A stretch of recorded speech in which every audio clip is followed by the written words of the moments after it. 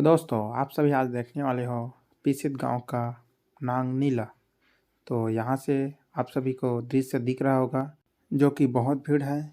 और नांग नीला हमारे गांव में पिसित गांव में बहुत बढ़िया तरीके से मनाया जाता है।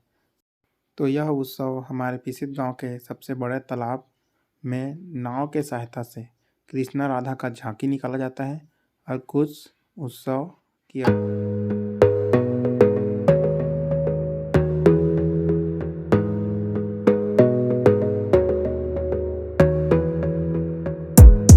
Gotta focus on yourself, on your faith, on your dreams, on your mind, on your health, yeah.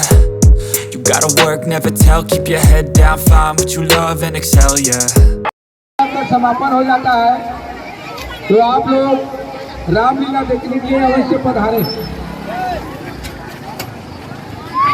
चलो क्या जाबो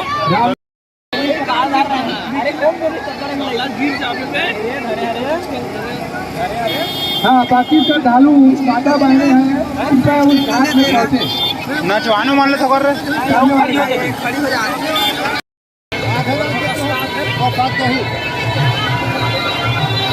और मच्छा रात में